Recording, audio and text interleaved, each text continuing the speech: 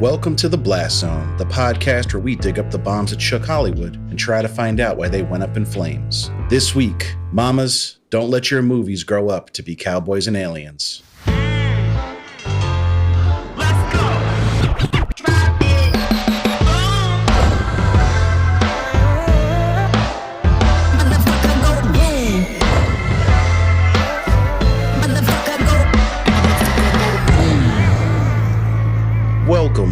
Welcome to The Blast Zone. Welcome to The Blast Zone. We are not a podcast about bad movies. We are a podcast about movies that did badly. That's right. I am Jon Drake, in-house film critic of my Letterboxd account. And I'm Ian Dukes. I'm a person with thoughts and feelings, and some of them are about movies. Movies like Cowboys and Aliens, which we'll be talking about today. Oh boy. Before we get into that, Ian, how are you doing this week? Well, you know what? I feel like things fall apart. The center cannot hold. The blood-dimmed tide is loosed everywhere. Interesting. Ceremony of innocence is drowned. But I might just need a new mattress. Oh, all right. Well, we're in luck because today's podcast is brought to you by Casper. No, I'm just kidding. There was a period of time for a year where Casper seemed to sponsor every podcast in existence. Not us, though. That time has passed. They're too big now for podcasts, I think. Is that what it is? Or did everybody just buy one of those mattresses and now there's a 5-year period where no one's buying them? I can't say, but I sleep on a king-size Casper every night. Oh, boy. So, bought from listening to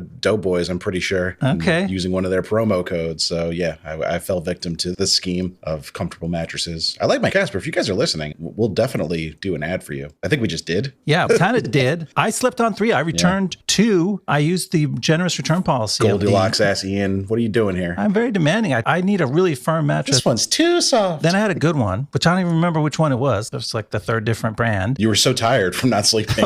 I was really tired, sleep deprived. And then I slept on it for a year and it started to form that kind of thing in the middle where it feels like it's sagging a little bit. Concave. And I flipped it over, the hard side. You're not supposed to sleep on that side. But I put a little Talalay latex foam topper, not named after Rachel Talalay. Director of Tank Girl. And, we don't know if there's a relation there. There could be. She could be a latex rubber heiress. She doesn't talk about it, but I think I'm going to need another one eventually. So if at some point we hook up with a mattress sponsor, it might be just in time for me. There you go. Yeah, we'll be like, we don't have to pay us. Just send us mattresses and we'll do it for that. That's more than okay. But wait, you don't have a new mattress yet. You're doing poorly because you might need one. I am flying in an ever-widening gyre, as the poem says. Oh, boy. By Yeats, I think. Is that Yeats? Yeah. I know nothing about poetry. That's Yeats. That's one of the couple things. The Second Coming. Is that what that is? Yeah. It's a good one. Yeah. English major. It's excellent. Oh, there you go. Yeah, I'm going to be less dramatic. Okay. I'm okay. The Bengals won their playoff game. You made an edit to the last episode to let everyone know they can congratulate me and I don't need commiserations, which I appreciate. I couldn't have them worrying about you for a whole week. But we got to keep that going because that means they have another game this weekend now against the Tennessee Titans. And this is an away game. They don't have home field advantage anymore. So keep us in your thoughts, guys. Will do. Unless you're from Tennessee, in which case, fuck you. Not for any other reason except for this weekend's game. We'll be friends again after this weekend. Update, Jon's team won. Sorry, Nashville fam. I know we have some listeners in Nashville. Sorry. Or maybe they're just not football fans. That's not a big deal. No. So I've been riding that high all week. Nice. And yeah, that's pretty much where I'm at. Did you happen to watch anything this week you wanted to share with the class? I did. I watched something, I actually rewatched something that I really like. It's called Last Night in Soho. You may have heard of it by our boy, Edgar Wright. The man himself. One of our favorite directors. We got the chance to do Scott Pilgrim episode on here and talk about him in detail. This is a change of pace for him. And I'm worried because I think it may be a lost part of his canon. It did not do really well at the box office from what we can tell. So this might actually be a preview of a future ep somewhere down the road. But man, this movie is crackling good, which is my new expression. Yeah. I never used it before, but I invented it while watching this movie. I was telling myself, this movie's crackling good. And it is. I went in with no idea what it was, which is harder to do now that it's been out a few months. I still have no idea. I mean, I understand that's great. the general premise, but yeah, I've been because I haven't had a chance to watch it yet and I really want to. Yeah. So I'm staying cold. It's really fun to discover what the heck's going on because it's weird. And you can tell it's Edgar Wright if you know Edgar Wright stuff, but it's made in a very different style. So it only has subtle versions of his typical flourishes of insert shots and quick cuts and rapid fire stuff. It's a much more elegant, stylish period piece. At least some of it is. Really fun though. I loved it both times. It's now available for general low price rental on all your streaming services. So this might be a time when a lot of people see it that didn't go to the theater for it because it looks like not a lot of people did. Yeah, I'm looking at it right now. $43 million budget, only made $23 million. I'd say even with grading on a curve for pandemic box office receipts, that definitely qualifies for the pod. So yeah, I'm going to throw it out there right now. No bones about it. Next Blasttober, coming at you live with Last Night in Soho. Oh, nice. I love that. I threw it on the schedule, but I'm going to watch it before then. I can't wait. You raved about it to me as soon as you watched it, and I think I'm just a little scared. Blastober took a lot out of us. Let's be honest. I was like, I'll watch the Halloween movies alone at night in my basement man cave, but this one seems a little more like psychological horror. And am I going to be afraid? I don't think so. I'm a pretty big scaredy cat, and this is not on the level of the Halloweens to me. The psychological part is really interesting, and it weaves this really fun, maybe Hitchcockian kind of story. But the scary parts evoke the lighthearted side of Edgar Wright, at least in my opinion. So you could call it a horror movie, but he's not scaring the shit out of you. When you get to the scary part, he's having fun. But the rest of it is just a fascinating, entrancing tale. All right. You've given me the courage to undertake this. Yeah. I wanted to talk about a little movie I watched. And when I say little, I mean little, both in title and in scope. It's called Small Town Crime. It is a delightful little neo-noir thriller / comedy. It's definitely got some funny moments with John Hawkes in the title role. What's your take on John Hawkes? I'm a big fan of his. Yeah, I like him. I'm trying to think all the things that I know him from. Eastbound and Down. American Gangster, he had a prominent role. I'm a big fan of him in Winter's Bone. Ooh, I don't see that. Probably my favorite performance. Winter's Bone's a great movie. Very much in the neo-noir realm. Okay. But much darker than this one. So he's basically an alcoholic who got kicked off the police force. The movie, plays coy with why. Okay. But he still has some contacts on the force, and he's working as a private investigator now. And that's all I really want to say without spoiling anything. But it didn't even get a theatrical release. It went right to streaming. But I really liked it. It's breezy. It's relatively short, 91 minutes long. Can't go wrong. Great cast. Anthony Anderson in a good supporting role. The great Robert Forster popping up in a supporting role. Had to be one of his last roles, I would imagine. It's that kind of movie like we always decry they don't make anymore. And the thing is, they do make them. They just don't necessarily put them out in theaters so much. Yeah. So if you could find it streaming somewhere, it's well worth your time if you're a fan of that type of story and John Hawkes or just fun little movies. Yeah, that sounds fun to me. We love those classic private detective movie setups, and that sounds delightful. Yeah, it's like a movie out of time, but it doesn't feel anachronistic because, everything about it's in the present day, but it just has that real old school vibe. Cool. So, Cowboys and Aliens is the name of the game. This is a big one. It's a long movie. It's an expensive movie. It's got a star-studded cast. So studded. Big marketing blitz behind it. What was your familiarity with this movie before today? Well, this is going to be ironic for a movie that is about amnesia because I'm pretty sure I watched it when it came to cable. I was like, oh, this is that interesting premise, Cowboys and Aliens. But I didn't remember much. I went back and watching it this week, I'm like, okay, this part where the aliens attack the town, that's pretty familiar. I certainly remember Daniel Craig's, the way he looked in it, the way his wrist rocket shot stuff. But then other than that, it didn't leave an impression. And now that I think of it, there was this glowing orb of light that came on screen late in the movie, and I probably shouldn't have looked at that. Might be why I don't remember anything. Did you go into a trance for a little bit there? I think I did. I was one of the people that actually went and saw this in the movie theater. Saw it in Buffalo, New York. I was living there at the time with my buddy Brandon. Cool. Shout out Brandon if you listen to the podcast. But honestly, this movie really is like in one eyeball and out your ear. I couldn't tell you anything about it except Daniel Craig was the main character. I couldn't even tell you Harrison Ford was in it if you asked me a month ago about that's this weird. movie. He's a huge star, and he just slips right out of your brain. I mean, everyone does in this movie. I had a vague feeling it was Jon Favreau that made it, and I knew Daniel Craig was the star, and that's literally all I remembered about it. Wow. Couldn't tell you what the aliens looked like, what they were after, what the setup was, and maybe that's part of why the movie failed. It's just not very memorable in any way. It could be a clue. You watch the beginning of this movie, and you're like, it's fucking Deadwood. How did I forget about this movie? It's so cool. One after another amazing character actor appears on screen in these small roles. And you're like, fucking, hey, this movie is rad. This is going to be so cool hanging out in this town with these people. And not to spoil it, but you don't get to hang out in the town with those people very long. And the movie turns into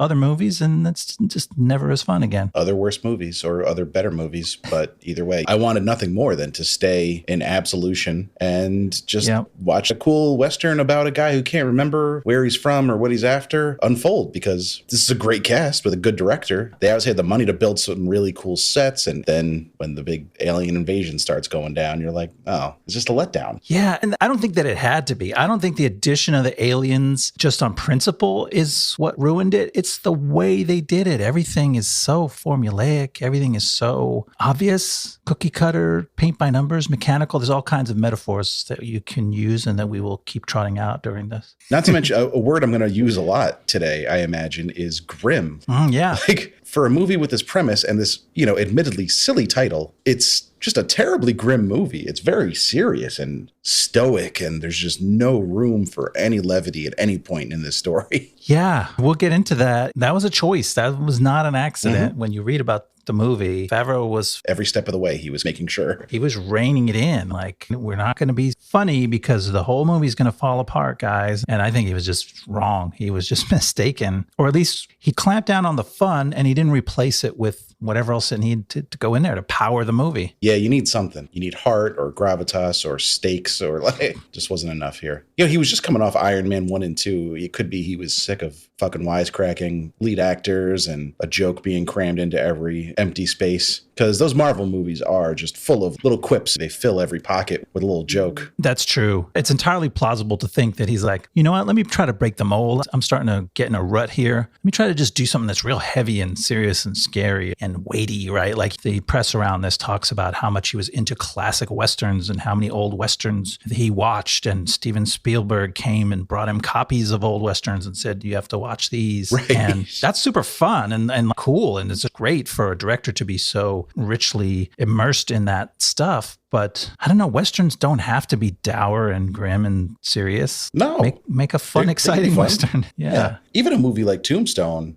I wouldn't say it's jokey, but it's fun. You know, you can't help but have fun every time Doc Holliday's on screen. There's like a snappiness to the dialogue. Right. Here, everybody just stares off and then says a line or two gruffly under their breath and then moves on to the next scene. Everybody's just being so dour. And if you could take an influence from Spielberg himself, who was apparently thumb was on the scale as this movie was being developed and crafted. Okay, all right, we're not making a spoof. We got to be really careful not to spoof. We're not spoofing Westerns. We're not spoofing alien sci-fi movies. It's dead serious. But like, okay, what's Raiders? Indiana Jones is not a spoof of the adventure genre. Right. It's an adventure that rollicks and kicks ass, and it's got all these funny moments and all these hair-raising moments and scary moments and emotional moments. But that doesn't make it a spoof. So somehow he couldn't see all the daylight in between spoof, parody of a genre, and just like cold reading of a genre. And he ended up with the latter. Well, do you want me to get into the making of it? And it was quite a lengthy pre-production process this movie went through. So we've got some ground to cover. That'll be very interesting. Let's hear how this thing happened. All right.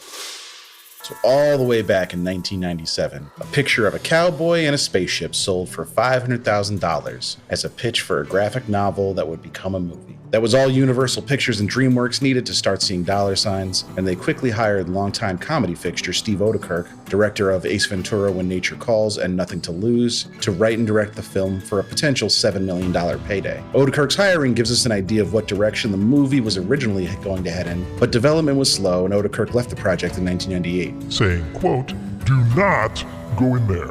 After the dismal performance of sci-fi/western/comedy mashup and previous episode Wild Wild West in 1999, production on the film did not begin and it moved over to Escape Artists and Sony. The movie was being rewritten and retooled to be a more serious epic, but Sony would eventually pull out as well. The graphic novel would finally be published in 2006, and Universal and DreamWorks were back in the driver's seat with a renewed interest in developing it. Robert Downey Jr. would enter negotiations in 2008 to play the main protagonist, former Union Army standout Zeke Jackson. Downey would mention the project to Jon Favreau while they were making Iron Man 2, which Favreau was directing, and Favreau expressed an interest in coming on board. He would be announced as the director in September 2009.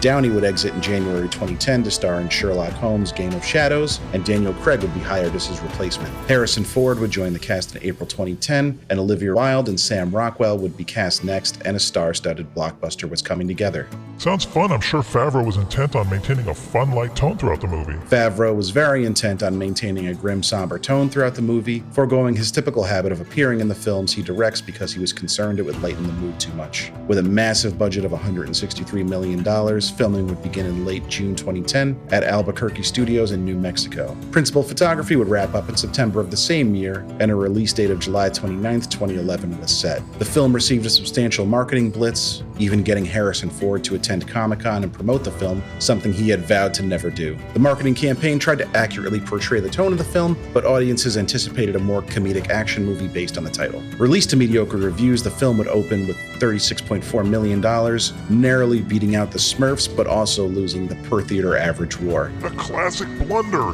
Never get involved in a box office war with the Smurfs. It would plummet 56% to $15.7 million in its second week, likely owed to the release of the similarly grim but much better reviewed Rise of the Planet of the Apes. Its worldwide take would end at $174.8 million, which, when factoring in its hefty marketing budget, equals a loss of at least $80 million for the film. It stands now as a mostly forgotten relic of a time when Hollywood was willing to throw big money at unproven IP.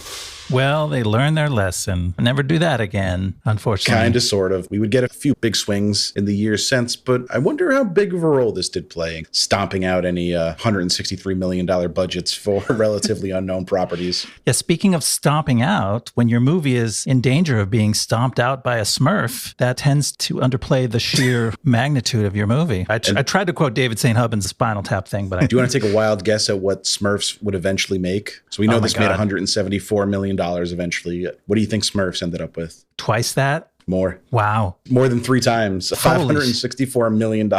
Oh my God. The Smurfs made. I didn't even know the Smurfs existed. I mean, I knew they did as a actual... Right. You understood who the Smurfs were, but not the movie The Smurfs. Characters, but not the... Yeah, I didn't remember that a Smurfs movie came out in 2011. It's possible we're not the target demographic for the Smurfs movie. That's true. I know we usually do this at the end of the episode, but since I've got the stuff pulled up here, they dropped this at a very crowded field. Captain America, the First Avenger, the first Captain America movie, had premiered just the week before, so still putting up good numbers. It made almost $26 million this week. And The Deathly Hallows Part 2, the Harry Potter finale, had been released 2 weeks prior, was still pulling in $22 million. And then the next week you get Rise of the Planet of the Apes, which, as we mentioned, kind of owned for the same audience. It's fucked up, man, that Marvel would put Captain America the week before this. They're not doing any favors for their boy Favreau there. No, they fucking strong-armed him Stuck right there. Stuck it to him. They did. They said, you want to leave the nest, you better stay in your lane. No more big, epic, effects-driven summer blockbusters for you, my man. Yeah, so even if this movie had been, like, pretty good, it would have been hard. Still got to struggle, yeah. Yeah, it would have been rough going. Would have needed strong word of mouth, which it did not get because people are like, why is a movie with this silly title so upsetting and violent?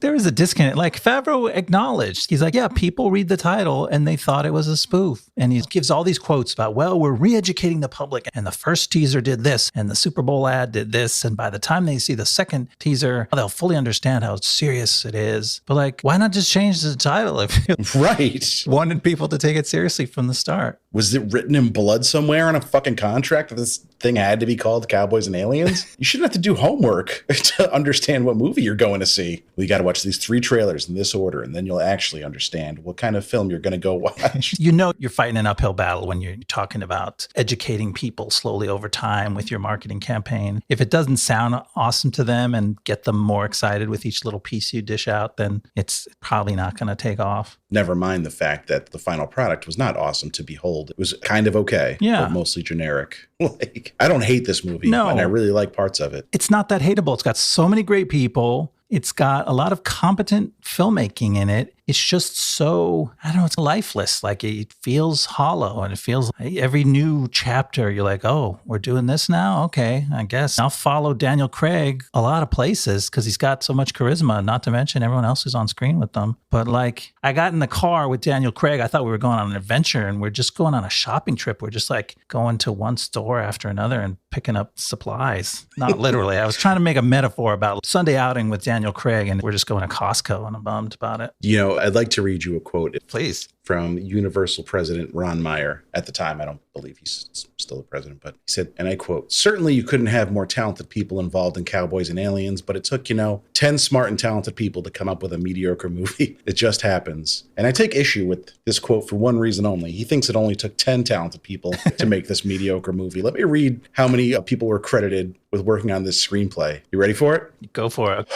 Don't edit that out. They need to hear my deep breath to know how serious I am. Gotta hear it. All right. Written by Steve Odekirk, David Hayter, Thomas Dean Donnelly, Tiny Dinky Daffy, Joshua Oppenheimer, Jeffrey Boehm, Thompson Evans, Chris Howdy, Hawk Ostby, Mark Fergus, Alex Kurtzman, Robert Orsi, and Damon Lindelof. Wow. That's how many fucking people wrote this movie. Granted, we don't know what was kept from who. I'm sure there were some elements of Odekirk's original drafts in there. But you found a little blurb that indicates Orsi and Kurtzman, most of the material came from their draft and also with some help from Lindelof. Yeah, it sounds like they did the last big version that then went to get filmed. And their resume includes some cheesy, noisy action fare. They've got some Transformers action in their story. Feels like everybody that we cover has a Transformers movie on their screenplay resume. But also, even though I'm a big fan of his work, it does have some Lindelof trademarks, like tortured men staring ponderously off into the distance and mysterious little gadgets and mystery boxes. We're not sure what they do, and unclear intentions and otherworldly people and women with shady backstories that we don't know where they're from and if we can trust them. There's just a lot of stuff going on. And all that could be good, but the lot of stuff is the key point, because then on top of that, there's all these other things, and it's just hard to make them all fly. It's kind of amazing that they didn't crash and burn harder because of how many things they crashed together in this movie. You're talking quality-wise, I assume, not financially. Yeah, quality-wise. Oh, and there's a bartender character, and he tags along, and the preacher tags along, and the grandson of the sheriff tags along, and there's a mysterious lady, and they meet the guy's old gang, and they meet a band of Native American warriors. It's like, wow, just keeping all those balls in the air was crazy, and they did it. It didn't actually melt down into nonsense. No, it never became indecipherable. It just became tedious. Yeah. You want to walk us through the story? We're talking a lot about the movie, but I think it's time to get into We've got so much story to talk about. Let's jump on in here. Yeah, we do. So, a cowboy played by Daniel Craig wakes up in the desert with a bad case of amnesia and a high-tech cuff attached to his wrist. But he quickly discovers that he's a badass when he fends off a trio of surly bounty hunters and then stumbles into a nearby village where he teaches the town bully a lesson. With a little help from a mysterious woman named Ella, played by Olivia Wilde, the sheriff throws the cowboy in jail, where the cowboy finds out that he's in fact a wanted outlaw named Jake Lonergan, and that the bully is the son of powerful cattle baron Colonel Woodrow Dollarhide. That night, Dollarhide, played by Harrison Ford, comes to town to force the sheriff to hand over his son Percy, and he also wants to take Jake, who stole his gold. But the confrontation with the sheriff is broken up when alien ships attack the town. Jake brings down one of the machines with a blast from his wrist cuff, but the aliens fly off with Percy and several other locals. In the morning, Dollarhide rides out with a posse of townsfolk to find the aliens who took their loved ones. Sure is a lot going on here. Let's talk about this opening scene for a second, because we get these three, you identified them as bounty hunters. I thought maybe they were just dudes looking for a little money. Like, I guess anyone could be a bounty hunter if you hunt a bounty, right? You didn't need a license back then. I was going to call them scavengers, but then, they're carrying these scalps, which are conceivably scalps of Native Americans, which could also make them bounty hunters. You could call them scavengers. You could call them rascals. I think they were more sinister than rascals. I don't know. That kind of undercuts their danger. But yeah, they decide to go, oh, well, maybe he's wanted. Let's bring him in. So at that point, I felt, well, now they've made themselves into bounty hunters because they're looking to get a bounty off of bringing in Daniel Craig. I know we're not supposed to be rooting for these guys because of the scalps and all, and because they're taking out who we understand immediately is supposed to be our hero. Right. But I thought it was reasonable for them to assume he's wanted. He's wounded. He's got this thing on his wrist that looks like some kind of shackle. He's barefoot. The audience doesn't know what it is yet. Yeah. It's like, this guy's pretty shady. I think I would bring him in that situation too. Yeah. Or maybe not. No snitching. But and they weren't that weird about it. You're right. Like they were, okay, well, you're going to have to come with us, buddy, because we're going to take you in and see what's going on. Right. And he won't talk to them. And the guy's actually reasonable. He's like, is there a reason you won't answer my questions about who you are? And he just kills him. So I feel like Lonergan could have gotten himself out of that. Like, we know from his exchange with Meacham, which is a good exchange, speaks English. So just answer his questions. Be like, hey, having a little bit of memory loss right now, but I assure you, I am no scallywag and I'll be on my way. And if you guys won't accept that, then you're in for a bad time. Yeah. Because guess what? I'm like Jason Bourne. Yeah, that's a classic thing where the hero tries to be reasonable and says, please don't fuck with me. I'm not trying to cause trouble. And then he's fucked with. But he doesn't even ask. But he is a good badass. He does a cool thing where he leaps in the air and knocks the guy off his horse. That was a cool move. I don't think I've seen that particular stunt before. Yeah. And it does drive home the point. Lonergan is not Jason Bourne. He's not some tortured person who was forced to commit violence against his will. He was a criminal. He theoretically killed people in his stagecoach robberies and various schemes that he had going on. So he's more of an anti-hero than a true hero, which I guess the movie does get across in his quick to violence nature. Okay, that's fair. So we're still on board with the movie at this point. We described this scene as a pretty good scene. Yeah. And this whole section of the movie, it's the best part. Yes. And it continues when he stumbles into town into Clancy Brown's church. Clancy. Yeah. Repeat customer, Clancy Brown from the Shawshank Redemption. Yes. And he's also very good in this past season of Dexter. Oh, cool. I didn't know he was in one of that. the main characters. Neat. Yeah, doing good stuff. Clancy's still kicking ass. Yeah. But he plays a pretty noble character here, a preacher, but also handy with a gun, as you had to be back then. And he takes him in. He pulls a gun on him because he finds him. He's washing himself, right, when he He's finds him? washing up in the preacher's bedroom or something. Why does he rip his shirt to look at his wound? His shirt is not stuck to his skin because of the blood. He could have just lifted it up, I'm fairly certain. His whole Does it just show how strong he is? Yeah. Like, There's something, this is an example of the film where it has to get things done a certain way and it takes some liberties that don't stand up to close scrutiny. Good question. Why is he ripping his shirt? And anyone who sees him, like he's been spotted twice now by the 3 bounty hunters and then here by Clancy Brown. And they immediately go, oh, you've been shot. And then as soon as the camera points at the wound, it's a big slash. It's not a bullet hole. And then you later see the wound actually happening. He's cut by an alien scalpel. So it looks like a burn from like a soldering iron almost. Yeah. It's like, is that the only way people got hurt in the Old West? Like, oh, I got a splinter. Oh, you've been shot in the thumb? No, it's a splinter. There's other ways to bleed, but I guess not for these guys. Doc, my tooth is killing me. Like, this man's been shot in the mouth.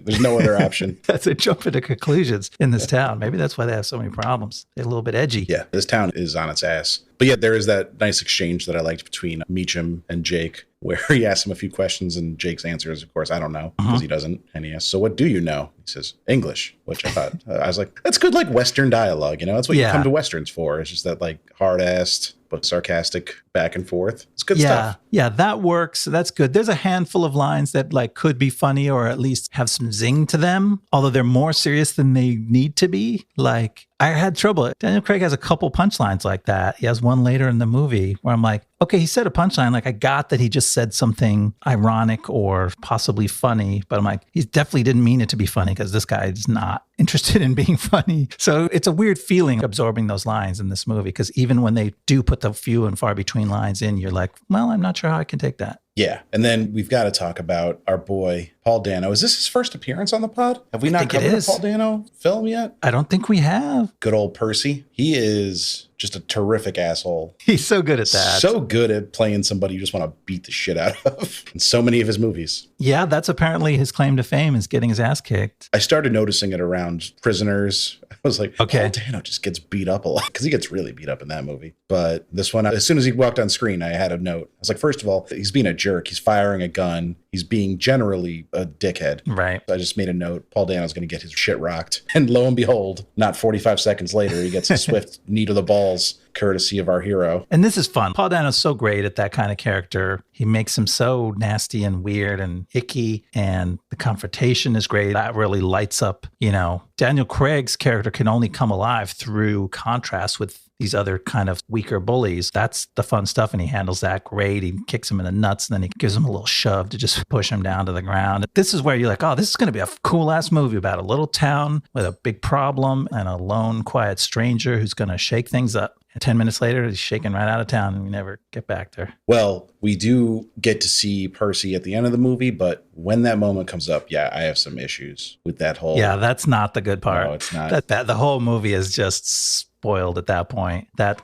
we'll get there. And so Dano and Daniel Craig get to play off Keith Carradine. This is where I'm like, God damn, it's his fucking Deadwood revisited. He plays a gruff old sheriff as only he can do, who's just badass and awesome. And so again, there's more sparks in those interactions. And this is a really fun Western for this part. Yeah, he was Wild Bill in Deadwood. So this is well within his wheelhouse, and also played a badass cop or retired cop in season 1 of Fargo. And then Patrick Wilson played the younger version in season 2. Yeah, he was cool in that too. He's just got like a real friendliness about him, but also you can tell if he had to, he could throw down. And that's what you look for in a small town sheriff, that nice balance. It's funny because they kind of doubled up on that. The Clancy Brown preacher is kind of the same character. It's a little redundant. Yeah, but I'll take and more religion of them. religion doesn't really factor into the movie in any meaningful way. So why not just combine those two characters? And I'd love to have both actors in the movie, but you could have combined them and gotten away with it with minimal issues. Yeah, they were spreading it on thick. So the reason that Paul Dano was in town being a jerk to everybody is he was harassing the local saloon owner / surgeon, played by Sam Rockwell as Doc. Fucking another moment where I was like, ooh, Sam Rockwell, but then it never paid off. Yeah, unlike the rest of these guys that we got to mention so far, Sam Rockwell, he kicks ass for his thin little role that he got. He's making the most of it, but like he doesn't get to do anything fun. My theory is that he should have been a comic relief in this because everybody else is plenty serious. And instead, they make him the tragic relief. He ends up losing his wife in this scene where the aliens attack and start abducting people. And after that, he's just like the guy who's always crying and going, what about my wife? Where's my fucking wife? I miss my wife. And it's like, dude, that's brutal. Like, we get it. There's a lot of missing people, but let Sam Rockwell do something fun. Yeah, he basically rolls into this movie with all the Sam Rockwell swagger you would expect, except played by Droopy Dog. He's basically Droopy Dog if he owned a bar. Yeah, the first like his wife missing. Even before his wife is missing, he gets humiliated by the Paul Dano Percy character, and then he's like going to his wife. He's like, "Do you want to leave me? I suck. Everyone disrespects me." Even if you love your husband, you only get so many of those in a lifetime. Before you just like time runs out and you're finally like, "Yes, I do want to leave you." Fucking giant pussy of a person. Like his wife Maria, played by we're gonna have to find me some time to re-record this. Ana de la Reguera. Sounds good to me. Who is a great actress in her own right, but completely wasted in this movie too. She does not get much to do. We talked about her in Army of the Dead, if you recall. Oh yeah. But yeah, she seems to really love him, but you have to imagine if he keeps this shit up much longer, she is going to start hating him. It's a self-fulfilling prophecy. Have some confidence. But yes. How do you go through life like that? Fine acting to display some real empathy for her sad sack husband. Yeah, it couldn't be easy because even I was sick of him after a few minutes. I mean, the dude, he even has the comic relief look. He has a silly mustache and glasses and the whole thing. Like he's ready to crack jokes. And they're like, no. There's one point where they do half a joke that's actually disturbing when he's on the trail. And the one guy rides up to him and insults his wife and he laughs. I don't know. His character this guy rides up and just totally shit talks him just for no reason, no provocation. And all he says is the whole trip going to be like this? And then the guy rides off. Yeah. Why do we need that scene? And then Clancy Brown rides up to him and goes, if I were you, I'd learn to shoot a gun, which was like totally unrelated, but they needed to start the plot line of him learning to shoot a gun. So they made him ride over and just say this before the scene's over. We don't have to do another setup. Yeah. Clancy Brown's Meacham character is basically just there to teach everyone how to shoot a gun and to espouse the virtues of gun ownership. Like, is he a distant relative of Wayne LaPierre? Who the fuck is this guy? He's a preacher, but also he's like, them guns, they're pretty cool. It's pretty much his role in the movie. But he's Clancy Brown, so we give him some slack. And then after Percy's locked up because he accidentally shoots a deputy in this whole skirmish, the sheriff locks him up, and lo and behold, just luckily glances at a wanted poster, which only reinforces to me that I would have been awesome at crime before, DNA or cameras or anything was invented. You do some crime, you just pack up, move to the next town. Nobody has any fucking idea who you are. Grow a beard, maybe. Yeah, or shave one if you already have one. But just by a stroke of luck, he looks over at his wanted posters and there's Jake Lonergan, and that's how we find out who he is and what he's wanted for. So he gets locked up as well, and he's in there with Percy. And that's another, all the humor in this movie is just like Looney Tunes violence. Like first he kneed him in the balls, and now he pulls him into some bars and knocks him out. I laughed at that moment because that was a funny bit of slapstick violence. It's well done. Yeah, but it would have been nice to get some dialogue that's funny too. And then we get a troubling cutaway to a couple of cattle hands at this point who are working for the local big bad wolf, Francis Dolarhyde, which I'm not sure if that's a reference to Red Dragon, the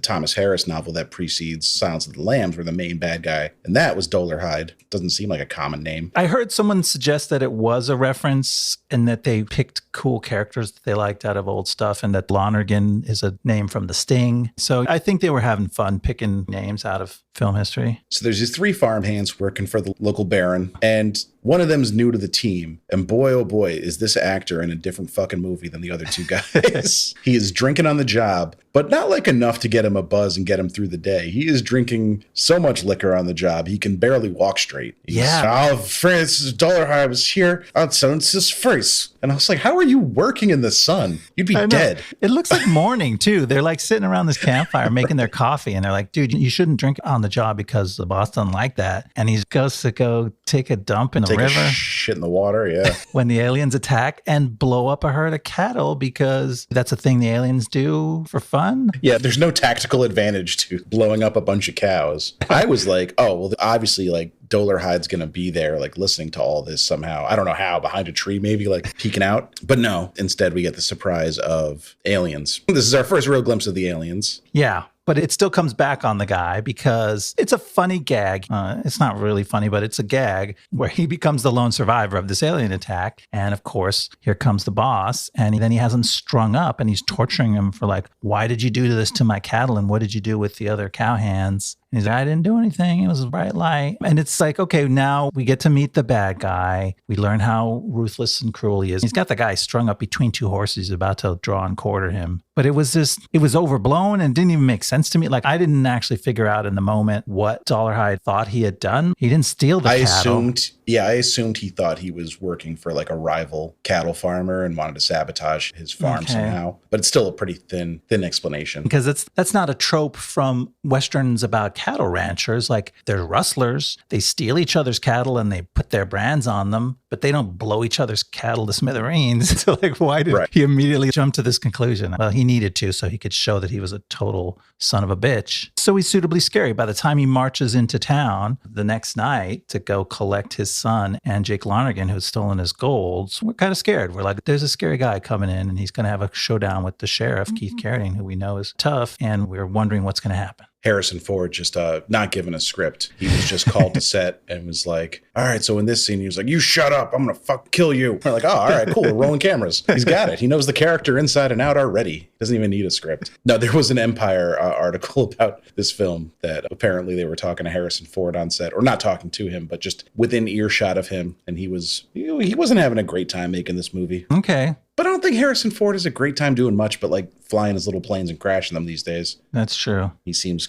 ornery. He does seem like he's in a different movie. Now, when you talk about people in different movies, because he's in a movie that uses him the way he's used, right? All his signature characters do some incredible badass action, but they always have wry comments and they have sort of knowing attitudes about what's going on. And so he brings some of that. I wouldn't be surprised if he improv'd a lot of those lines and said, no, the guy's going to actually comment on shit, which wouldn't have even been in there otherwise. He does have some funny lines when spoiler alert, they find out the aliens are after gold. He goes, what are they going to do? Buy something? And it was just, it's such like a sloppy line. Like, you're expecting this big punchline, but it's so, it almost goes back around to being funny because it's such like an anti-joke. Yeah. But it's delivered with the cadence of a joke. And now I'm convinced that he improv that on the spot. That wasn't in the script, but who knows? Good for him. He's finding his little delights where he can. And then right before Jake is arrested, we get our first glimpse of the character Ella, played by Olivia Wilde. She's mysterious. She is mysterious. She moves in mysterious. Just talk over, ma'am. She does move in mysterious ways, and it's pretty clear right from the beginning that something's not right with her because she kind of just pops out and has questions for him. What do you remember? What do you know? So you're like, okay, she is clued in to the fact that this is not a drunken outlaw that wandered into town. This is somebody, she has an idea what happened to him and she wants to learn more. I have written in all caps in my notes, alien, when she walked on the screen.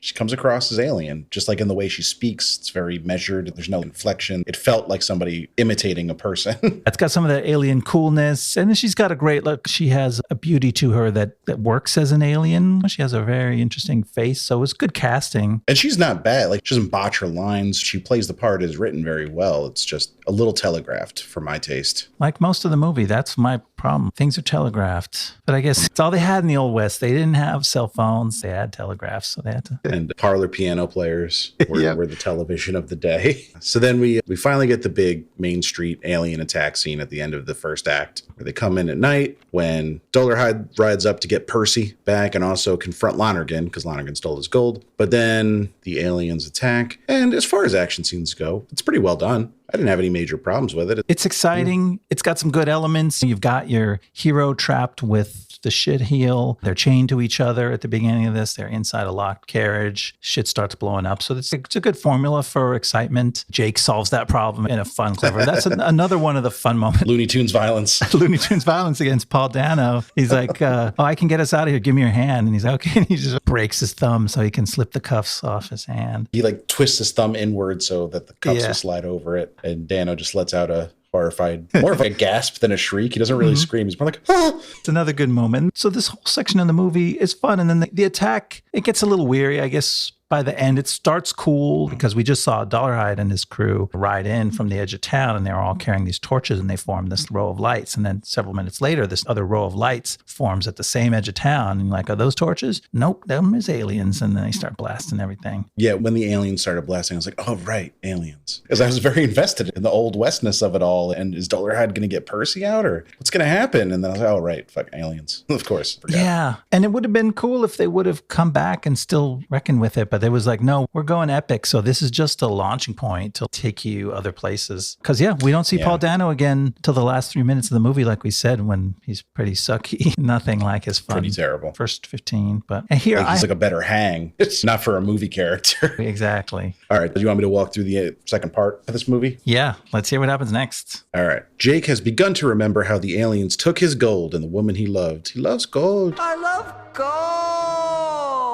So he joins up with Dollarhide and his posse. Later that evening, they find a large paddle wheel steamboat sitting upside down on land, so they camp inside of it to get out of the rain. During the night, an alien threatens the sheriff's grandson Emmett and kills the preacher Meacham. Preacher Meacham, like the rural juror. The next day, the posse is held up by Jake's old gang of outlaws, but Jake kills their new leader and they escape. Once again, flying aliens attack, and Jake rescues Ella from being taken away on a ship, but she dies from her wounds. Then a band of Chiricahua Apache Native Americans appear and take them all captive. Ella emerges from her own funeral pyre alive and unharmed and naked, and reveals that she's a different type of alien who came to Earth to help humans fight off the bad ones. She explains the aliens' plans and unites the posse and the Apache warriors to fight together. So now we don't have just one type of alien, we got two, which is also a trope. You know, good alien, bad alien. We've seen that before. And notice that we couldn't, in this description, call them by name. We had to say she's a different type and she fights the bad ones and she's from the good ones. Because we know nothing about their culture. They don't have a name. They don't have a planet. They don't have a star system. There's no sci-fi terminology dropped whatsoever. How's this for sci-fi terminology? Ella is the Duddits and the other ones are the Mr. Greys. There you go. To quote Dreamcatcher. Calling back to Dreamcatcher, yes. Our fourth episode ever. Classic sci-fi gem from Stephen King and from your friends at Blast Song. I fucking love Dreamcatcher. I don't even care. It's such a terrible movie. It's so stupid. It's so much fun. I wouldn't say I watch Dreamcatcher over this any day because that's not true. Got to be in the right state of mind, which is very drunk. Yeah. Dreamcatcher. It's still a little tough. But yeah, this is, I don't know, it makes it seem cheap. She literally goes, I'm from a different planet. Like, okay, thanks for the explanation. Your planets don't have names? You speaking? Like, just make something up. Yeah. Make a name up. It makes it feel much more real. She didn't even do the tropey thing. I thought she was going to point at the sky, like, I'm from over there. But they didn't try that move. Oh, and then a hologram comes out of her hand. Shows you the star system. Oh, that's the other way. Or draw it in the dirt. Yeah, the old map in the dirt. There's a couple ways they could have went. None of them are probably great. I don't know if there's a really solid way to pull this off. We may not be improving the movie. So we started to get some more glimpses of Jake's backstory here. Yeah. And the movie kind of doles it out and piecemeal to us. Yeah, it spends a lot of time. It adds up over the course of the movie. They seem to be thinking that this is a fun thing, that we're all like, oh my God, we need to know what is Jake's backstory. And so they're like, oh, we'll give you a little glimpse, but they're not giving you the whole thing. Oh, wait, you said Damon Lindelof was involved in this? Again, I love Damon Lindelof, but yeah, that was an easy layup. He's seeing his fingerprints. Stolen a little bit of information at a time. Yeah. We get some glimpses of Abigail Spencer as Jake's lost love, or we don't know where she's at. Yeah. A lot of the stuff happens in this whole section. So by the end of this, he takes some mescaline that the Native Americans give him, and a lot of the stuff becomes clear. What he thought was a nice vision of her becomes a horrible vision of her on the alien operating table, being cut open and then crisped up into ashes. It's pretty brutal. This movie's pretty brutal. But then it's we're pretty like, violent. But I'm like, so what? So yeah, now we know that he definitely lost his wife or his love, but we kind of knew that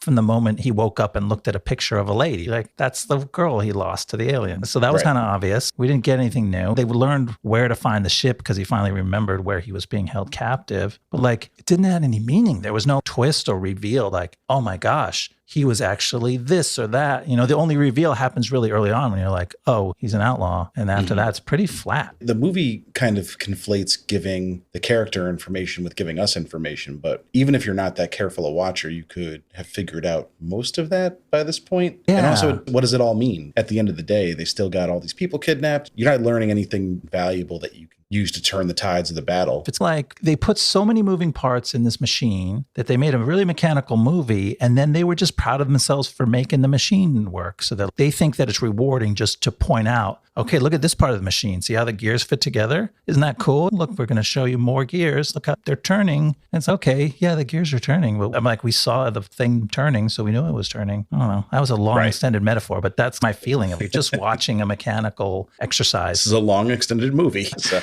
it's fitting. I did think the steamboat, upside down steamboat in the middle of the land, that's a cool little set for a spooky haunted house section, but do we need a spooky haunted house section? It's part of that ethic of like, okay, this is an epic adventure and you're going to be taken to all these places, which like you respect the ambition. Oh, we're making Star Wars. We're starting in a dusty backwoods town and then we're going into space and we're going to a different planet. It's kind of like trying to take you on that big adventure where it feels like you've been relocated multiple times. But again, it's like, well, what did Star Wars have that this movie doesn't? You know, a sense of humor. Yeah. And a real story. Like, I don't know. But Star Wars has like the most classic hero's journey. And this has just a guy who wants revenge for getting fucked up by the aliens. And he just has to work hard to get it. Yeah, you said it, man. But it's spooky. I've got nothing to add to cool. that. But then it raises other questions. If these aliens were capable of plucking a steamboat out of, I don't know, the Mississippi River, several hundred or 1,000 miles away from the Arizona territory, and dump it upside down and take all the people out. Like, why are they fucking around blowing up little herds of cattle and snatching one person at a time from a town street? Like, they've got so many this people. Is just supposed to be a scout team. They've been around for a while by this point, if they're covering that much ground. And they seem to be staying in this territory for several days. It makes the aliens' whole process a little more difficult to understand. Kind of muddies the water. Yeah, the aliens have some particulars, but they don't have interesting twists. They go, okay, well, what's the deal with these aliens? What are they after? Well, they're after gold. Well, we know in other movies they're after, I don't know, water or people or energy. We should get like a soundboard for that every time we talk about how they love gold. Just Mike Myers. I love gold. They love it. We don't even know what they're using it for. Is it their food? Yeah, Is it what their do they currency? need the gold for? What are they going to do? Buy something? To quote the great Colonel Dolarhyde. I love your Harrison Ford impression. That's a good question, Harrison. Thank you for asking it. Because, yeah, they're just harvesting gold. But the thing is, they got a good setup. They got their big mothership inserted in the Arizona desert on top of a vein of gold. They're fucking mining the gold from the ground and no one is bothering them. You can't even see that their ship is there. No one knows. There's hardly anybody out there. They could just fucking mind their business and suck all the gold out of the West before anyone even saw them. And instead, they're running around just starting random shit with people. To study the people. We don't know why. Most of it seems to be like, all right, I'm going to burn you. All right, cut you open. Okay. Like, no one's taking notes. This doesn't seem very scientific to me. Doesn't she say they're trying to find our weaknesses or something? But then she also says you are less than nothing to them. Like you're like bugs to them. They don't even consider you a threat. That's true. So what do you need to know their weaknesses if you don't consider them a threat? And what would they do if they knew the weaknesses? Their only weapons are these giant blasters that make huge explosions and like these space lassos that rope people. It sounds goofy as shit when you say it like that. And they're kind of these crude beasts, right? They're cave trolls. They're not like cunning aliens. They're little Cloverfield monsters is what they seem like to me. And they don't even talk to each other. They're not plotting shit because all they do is jump around and scream and blow shit up. And someone else on another podcast made a point that a boss alien would have been a really nice device so that you could represent the evil of the bad guys. Okay, maybe there's a bunch of grunts that just run around and scream and stab people with their pointy claws. But like there's a boss and he's the one who's soaking up the information and he's going to use it against us. And so now I'm scared of him and we need to deal with him. And it sounds like from the quotes that Favreau thought they made that guy. My theory is they made that guy in post-production. Like they added that little scar on his head as kind of a way to tie the two together. But the script does no heavy lifting to understand that like, oh, this is the main antagonist of the alien group. And this is the one Jake's going to have to show down with. You see him in the flashbacks. He's the one that gave Jake his little scar. And then Jake has a little showdown with him. But that could have easily been two anonymous aliens that they added a scar to in post-production. Because there's no real conflict between the two of them. Jake would have acted the exact same way if that was just a random ass alien. Like there's nothing special there.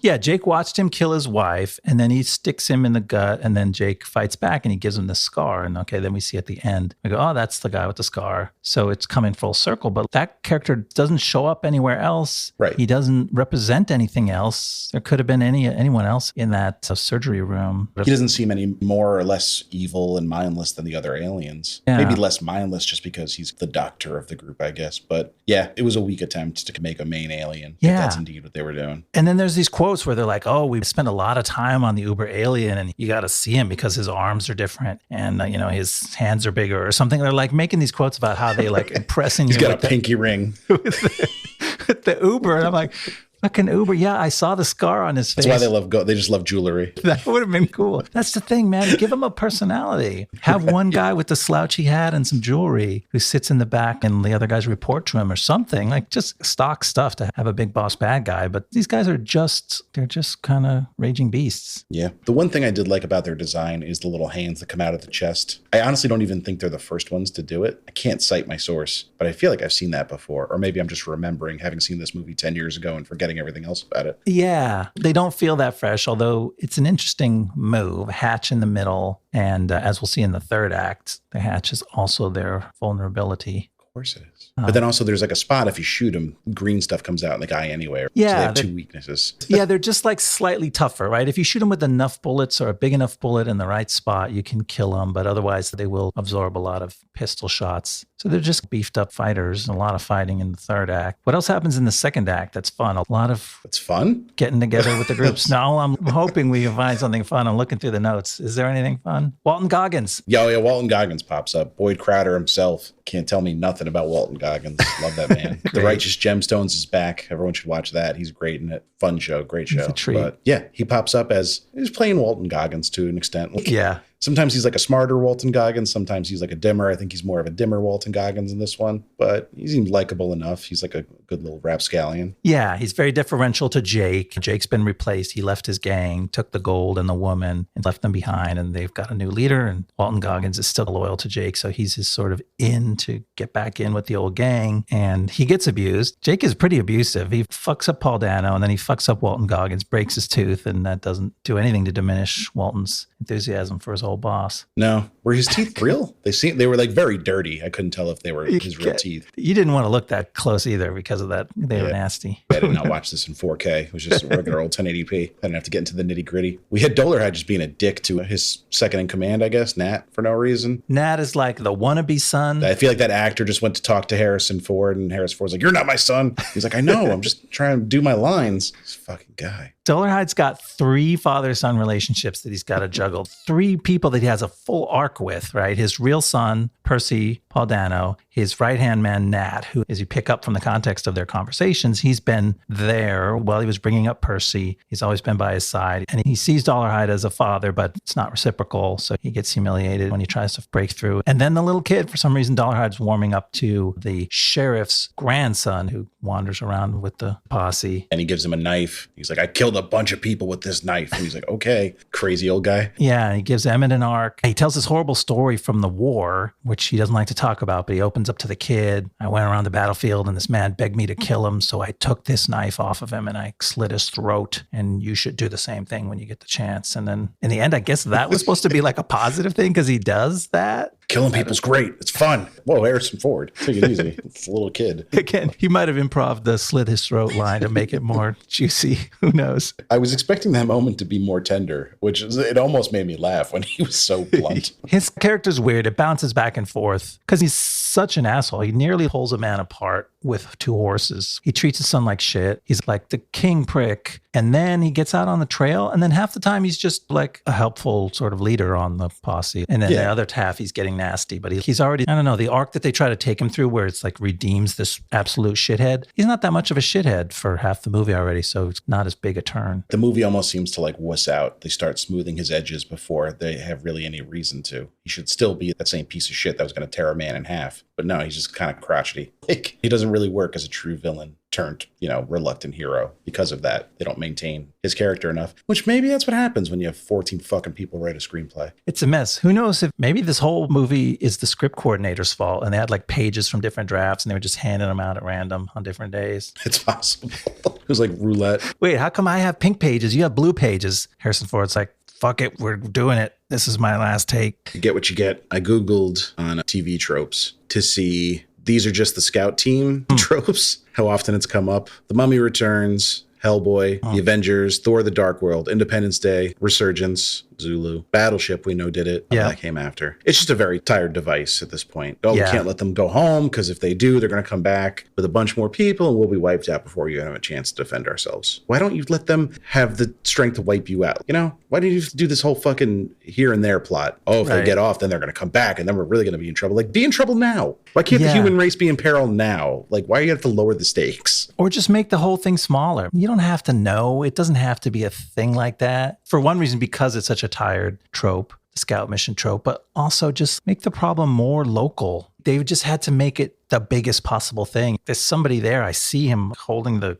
bicycle pump and they're just pumping up the movie and trying to get it bigger and bigger. Like by the end, it's got to be epic battle for the fate of the earth. And it's like, why not just be something that these group of people in this town care about? Also, they say they'll be back later. We don't know how their alien time works. Maybe later to them is 5,000 years from now. They're going to come back and see the planet. It's all going to be fucking underwater. And they'll be like, oh, man, like we waited too long. Missed our window. Oh, well. Global warming. Got us. Yeah, the aliens. They're a weak point. They're a weak point of the movie. Maybe this whole thing could have worked if they'd spent more time on the aliens. They're simultaneously just mindless, violent, but also not as threatening as they should be. They're just shaped to fit a particular plot. Whereas like, yeah, I'm trying to imagine like what the better version is. The problem is more personal and it's more urgent. Instead of stacking your pieces so you can get the big dramatic set piece ending, have a really big Avengers battle for the planet. Like, I don't know, it's just cowboys. Make it a fight between a handful of these guys and a handful of these other guys. That's textbook. And make it move fast instead of loading it up and like stacking all the toys out of your toy chest on your bed. Like, grab a couple of them and keep them fighting so we just don't have time to worry about the little detail. Then you don't have to go so hard on the sci-fi. We don't have to know all the answers. If our characters don't have time to know the answers because they're just fighting for their lives, but they're not. They're like planning and looking through spy glasses at alien motherships and plotting a big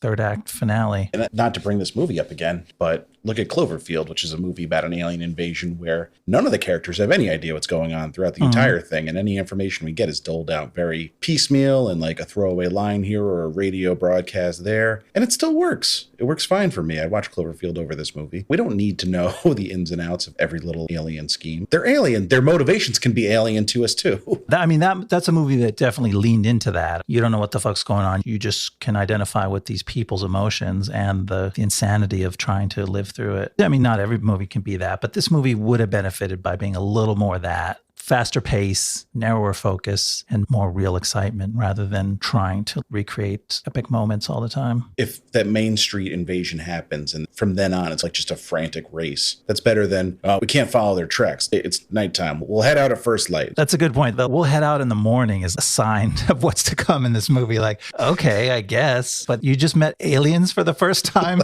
They just stole all our family. Right. Nobody seems that worried or awestruck by what happened. No, it's like, did they think that's just like what lives in California because they're still moving out west? They're like, ah, shit. It's Californians. We went too far west.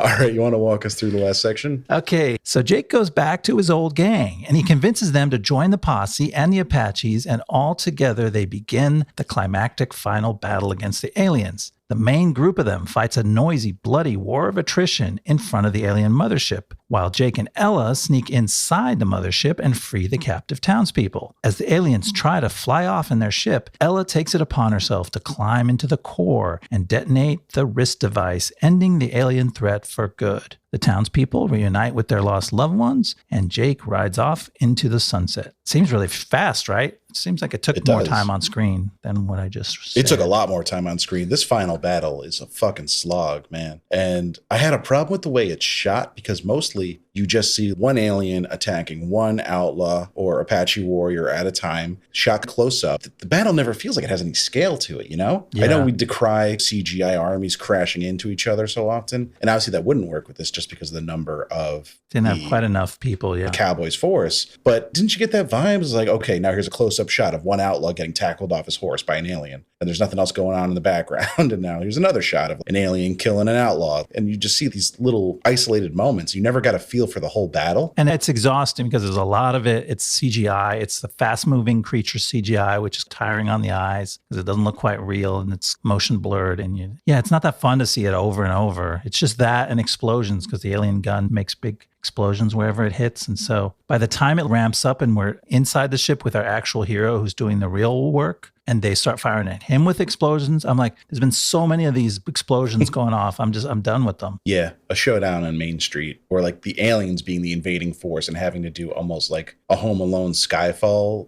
booby trap thing to get the aliens. That sounds more fun to me. That would have been fun, yeah. I don't know. This really dragged for me. This is where the movie lost me for good. It's tough to get through, and it's long, especially if you watch the DVD Blu-ray director's cut. Just 2 hours and 15 minutes. It's a lot of movie. Yeah, I watched that cut twice. So okay, 1.5. I skipped around the second time. That's totally fair. Yeah, that's the only cut I had access to. I watched that cut first, and then for at least a few days after this episode comes out, Tubi, the free streaming service everyone can get, but everyone should rightfully feel suspicious of why is it free and what am I signing up for? They got it. So if you're not too scared to start a Tubi account, you can watch it for free. There's commercials, but you get the theatrical cut, which is about 17 minutes shorter, which I swear I watched them just 2 days apart and I didn't notice the 17 minutes. I have no idea what was missing. At least this isn't a movie where people are like, the director's cut totally improves it, makes it a different movie. It's not Kingdom of Heaven. Nobody's making that argument. So I think you're fine either way. No, you are. Of course, Chekhov's knife comes into play here. Emmett kills a alien by stabbing him in the stomach, which we knew that was going to happen. You have a particular problem with something this movie does a few times.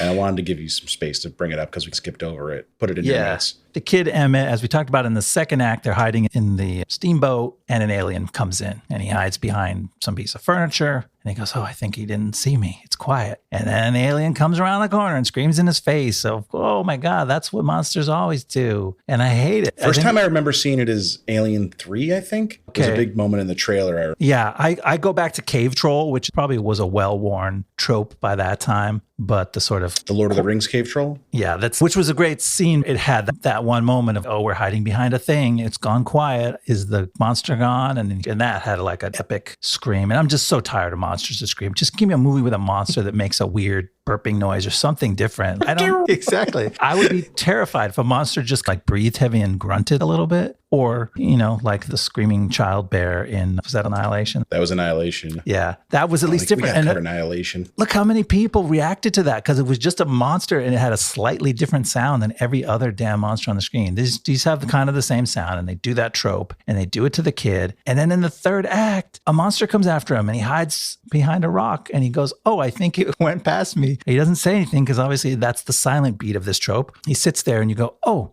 the monster's gone. It's very quiet. And the fucking monster pops its face and then screams in his face again. I'm like, you did it twice with the same kid and the same monster. And then the thing fondles his face with his little mini greasy chest arms. I'm doing the chest arms right now. Yeah, that feels like a failure of editing. Keep one or the other. You don't need to do it twice. And I guess it was supposed to be a redemption moment. Like he failed to stand up and fight for himself the first time. But it's beat for beat, like the same scene. It's like, do a twist on it when it comes back. We get it. It's the same kid. It's the same kind of monster. And the first time he literally drops his knife on the ground out of fear. And the second time he grabs it and stabs it in the little pulsing organs that it unveiled by bringing out its little fondly arms. Are we to posit that the alien couldn't have killed the small child without opening his little weird chest arms? Like he has other arms that work just fine. He could have just hit him in the head. He wasn't even, I'm sure he wasn't trying to kill him because I guess as Ella explained, they thought that we were harmless. Trying to tickle him? He was trying to tickle him. He had those little hands are not for killing. They're for like checking shit out. He was fondling his face. He wasn't killing him at all. And which is gross too. No, what the... It's not great. Scene was. Yeah, that wasn't great. So then we cut back to inside the ship. Jake is facing off the quote unquote main alien. Kiss my ass, Jon Favreau. And we both had the same note on this. He gives him the old Viserys Targaryen. He does. Drops a bunch of gold on him. Says, you like gold so much, I will give you a crown. Yeah, fucking A, man. And the old Scarface Uber alien proved he was no dragon. It fucking kills him, man. Melts his... I'm taking Khal Drogo over Jake Lonergan, though. I think in a fight, I'm taking Drogo. That would be a fun fight, though. I would watch that. Lonergan's no slouch. Yeah, I think he'd hold his own if he had no guns, I think, though. Yeah. All right, so then Ella blows up the ship. Again, kind of mechanical, kind of routine. Just like, there's the one moment where she like leaps the thing and says, I'm going on without you. And he's mad because he doesn't want to lose another chick. But yeah, then she just has to crawl up a long thing and it's just drawn out. And there's an alien chasing her, but it never even gets close. She just blows him up. What are the stakes here? We don't know what the afterlife is like for these aliens. She's already died once and just magically come back to life. She's going to be fine? Like, we don't know. What does any of this mean? She's so fucked. She took this body. She didn't know what it could do. She's a million jillion miles from her home planet alone. There's no other aliens like her. We don't know. She might have been dead 20 minutes from now when she ran out of alien juice that was keeping her alive. We don't have to, I don't feel that's much sorrow for her. It was like that was clearly her destiny, was to get all the way to this planet and sacrifice herself to kill these unnamed bad guys. But then later we get a quote from, I believe it's Dollarhide, who tells Jake she's in a better place. And we don't know if she's talking about Alice, Jake's first lost love, or Ella. If he's talking about Ella, it begs the question, is the good place he's talking about heaven, and can aliens go to heaven? You know what? Harrison Ford wasn't thinking about any of that. He was thinking about rapping. He's like, she's in her trailer. She's in a better place. She's in a better place, Jake. And let's get this take in the can. She's got air conditioning. We'll go back there too. It's nice back there. Air conditioning and a little table you can play cards on. It's rough. If you think about it. Yeah, he gives him this real platitude at the end. God, don't sweat it. It's fine. And I thought back of the timeline. Jake lost his true love that he was going to marry and live his life with. That was only like 2 days, maybe 3 days ago, because he just woke up. He watched her die. He fought the Scarface. He broke out. And then he woke up and he was surrounded by the bounty hunters. And then the next morning, he's in town. The next day, they're out on the trail. So 3 days later, he has already met another woman, fallen in love with her, and lost her too. This guy is hard luck. And found out she's an alien. Yeah, finds out she's an alien. Yeah. And then kisses her and then falls in love. And I get why he was done. They're like really treacly, awful, sappy after the reunion. I fucking hate the ending of this movie. They fucking ruin Keith Carradine. They make him say this line, guess our town's about to get a whole lot bigger because they found some gold. Sounds like fucking Stinky Pete from Toy Story 2. Just the most rote bullshit. And then, all right, I guess this is as good a time as any to talk about Paul Dano, right? Yeah. He comes out of this fucking trance with the aliens is basically Tiny Tim. Like, why is he acting this way? Oh, hello, I'm Percy. Like, won't you be my friend? I'm sorry I was mean to you once. Here's some money. Yeah. Also, everyone has money now. Everyone's rich. So, like, your money doesn't really matter anymore. I'm sure Doc is rich now because they got all that fucking gold. He's just a happy-go-lucky kid now. He's like, Pa, you're my pa? I guess I love you then, don't I? And I guess I love everyone in this town. It's real corny.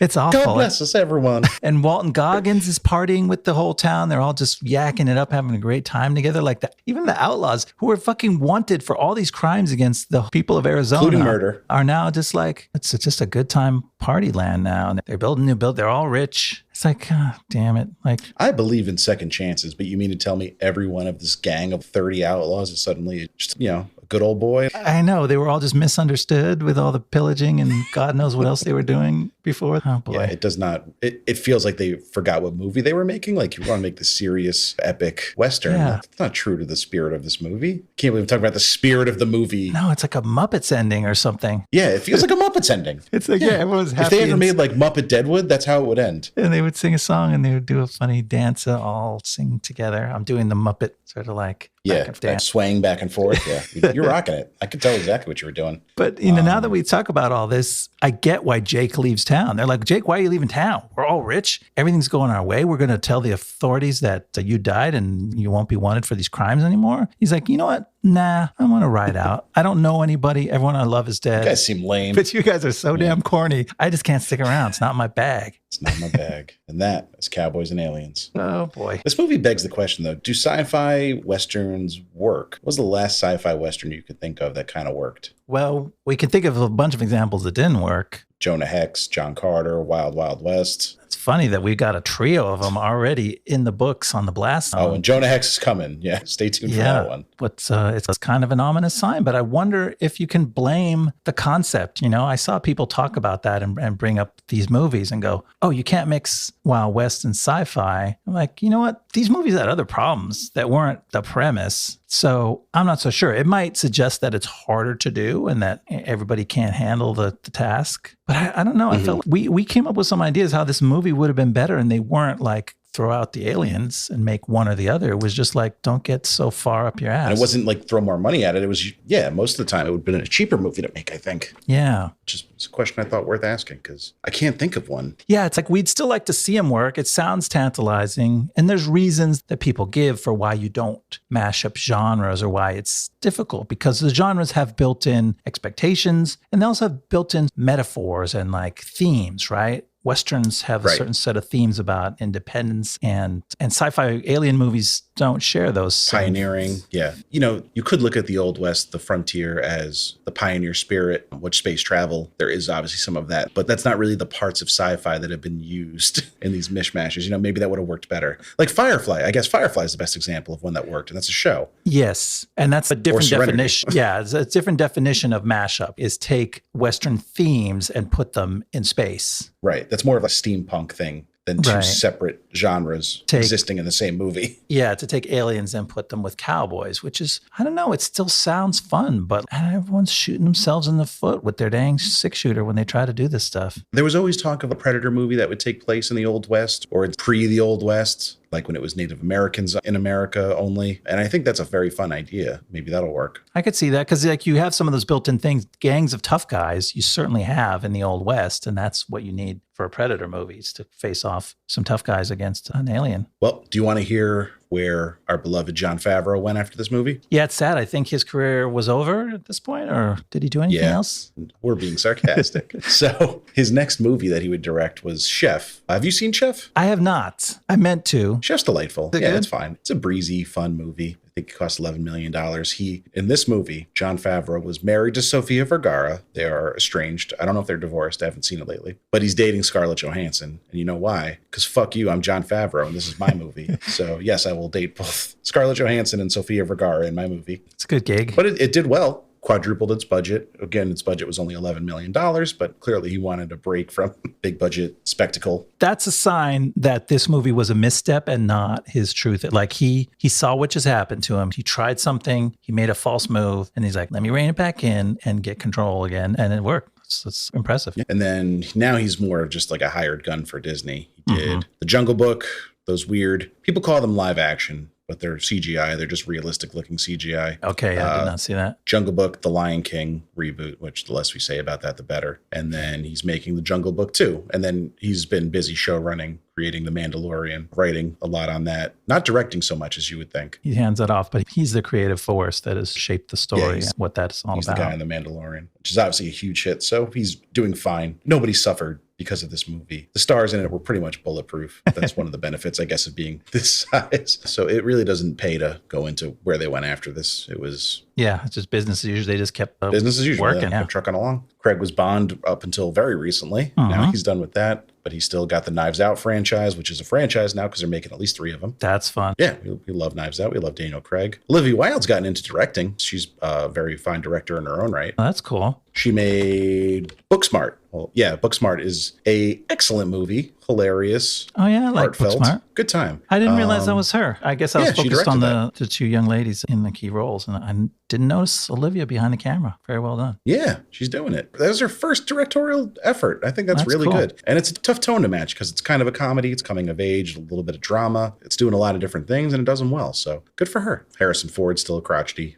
old dude flying planes, not well. And I duck every time I go outside. If I'm near Van Nuys Airport, it's going to come down on my head. So there's a little game we play on Blast Zone sometimes. We haven't played it in a while, and that's our fault. We apologize. I know it's a fan favorite. Bringing it back. Where we try to think of maybe some alternate movie titles that could have helped this movie find its audience better. This is one where I really do feel if they changed the name, they would have had more luck with this movie. Yeah. But they were just married to this goofy sounding movie. It's a goofy name, and it evokes a sense of fun and playfulness that just isn't in the movie. So maybe we can come up with a title that fits the movie better. Did you have one you wanted to share? Here's an idea I had. I thought they should have called this movie Gold Member, as in, hey, Jake, the aliens took your gold. Member? We could drop in a Member Berries sound effect there. Member? Oh, I remember. Wait, what? I like that. Gold comma, member? Remember? Question mark. All right. I thought a more accurate name for this movie would be Morose Encounters of the Third Kind.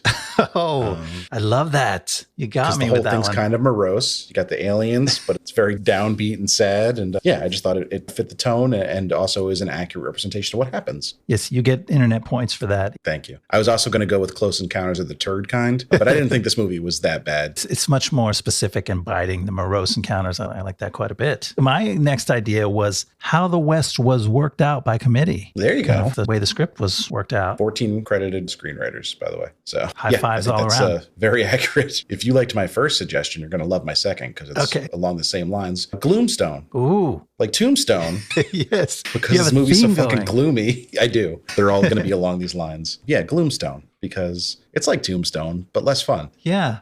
That's cool, man. I came up with the magnificent setup because this movie starts out good and then it gets less and less magnificent as it goes on, but it was a pretty good setup. That might be the most accurate one of all the ones we have today. Also, the Magnificent Seven that they just did, that was kind of a bomb, actually. We might be able to cover that one eventually. Let's lasso them and rope them into the zone. But my final one is Stargazing Saddles. Oh. Or if you want to pronounce it correctly, Stargazing Saddles. Like Yes. Blazing Saddles, but stargazing because there's aliens here. If only there was the tiniest shred of Blazing Saddles humor in this stargazing, gloomy movie. No luck. So to sum it up, I guess this movie, it's good. At times it's great. I would say the first part of this movie is great. Everything pre that Main Street fight. And you know what? I'll even include the Main Street fight because I didn't really have problems with that. It was just what came after. And then it's a problem of pacing and tone to me is where this movie falls apart. They didn't have it right. But like, why did it fail? Well, the title does not match the tone of the movie. But aside from that, it's got everything you would expect. I think they dropped it at a horrible time. They were competing with such proven IP that it got lost in the shuffle. But that shows like they still had a lot of faith in this to drop it then. I feel like there's some movies we cover where you listen to interviews with people that up until the release date, and you can tell they knew it wasn't going to hit the way they hoped. This one, they spent even more marketing money explaining the tone of the movie as opposed to backing off and just being like, all right, let's write it off. It's not going to work. And they didn't move it till a dead weekend in the dead of winter. They kept it right in the middle of these huge releases coming out. They really thought this was going to compete. And I just think they overestimated the public interest in this stuff. And somebody cashed in like all their personal chips with Harrison Ford to get him to show up at Comic-Con. He came out in shackles to show like he was being forced there against his will. Harrison Ford, sometimes you hear about actors being like jerks and you hate them for it. But I don't know. With him, I'm just like, yeah, that's Harrison Ford. What are you going to do? Yeah. It's been known for decades at this point. He's a scruffy looking nerve herder, but we love him. I don't know. What was your take on this, Ian? Did you have a grand summation of your feelings? I have a little thing to add because we talked a lot about how the fun was missing and Favreau made this fatal mistake. He's like, we can't let anyone mock this movie for anything, so we can never let our guard down and laugh at ourselves, which was a real problem. But the second thing that I think if you were trying to figure out like why wasn't it sticky for audiences, because they go for a lot of serious, dark movies. But to me, there's a lack of meaning, there's a lack of connection, and it comes from how there's no irony in the script, or there's what's there is not very meaningful. So I go back to my guru, Matt Bird. Irony is what generates meaning in stories, and that comes from all different kinds of irony, but it's basically any meaningful gap between expectations and outcome creates this tension in your mind that makes you ponder over things. And the parts of this movie that pass for irony, they're very thin and they're always telegraphed. Okay, there's an outlaw, but he's the good guy. He brings his outlaw gang in to help do good things. Like, these are ironic things. The Native Americans have to team up with the Cowboys. That's ironic. But there's no like irreconcilable dilemmas that zing you and leave your feelings ringing,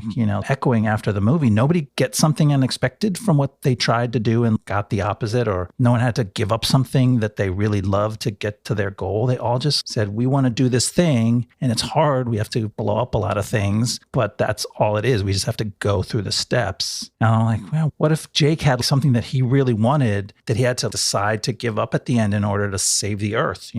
Those sound dumb because they're so like trite classic dilemmas for characters, but give him a dilemma. He has nothing. He actually cares about nobody. His alien girlfriend that he just met checks herself out, so he doesn't even have to think about that too much. Or what if the townspeople saved the earth, but they had to give up all their loved ones? What if the loved ones had to sacrifice themselves as the ship was leaving, or they had to decide whether to blow it up? Like something to put like ironic endings in it, but everything worked out just the way everyone intended it. And it's like, leaves you just cold. That's true. The tone of the ending is just very at odds with the rest of the movie. You almost expect there to be some tragedy at the end, aside from this alien sacrificing herself. But like we said, we don't even know what that means to her. Yeah. If it means anything at all. Yeah, she was the easiest and cheapest sacrifice you'll ever see in a movie like this. And it harkens back to what we said with The Dark Tower. The main problem with that was there was this little bit of conflict in the beginning about, is Roland going to pursue the man in black, or is he going to save the tower? And then both things converged, and all he had to do was one to do the other. So you've lost any kind of hero's journey that he really needs to make a decision that will affect the outcome of the movie. And that's what happened here. Yeah, why was that what Jake was doing? Why was he even on this? Why did he rejoin the posse? Just because he wanted to get revenge for his...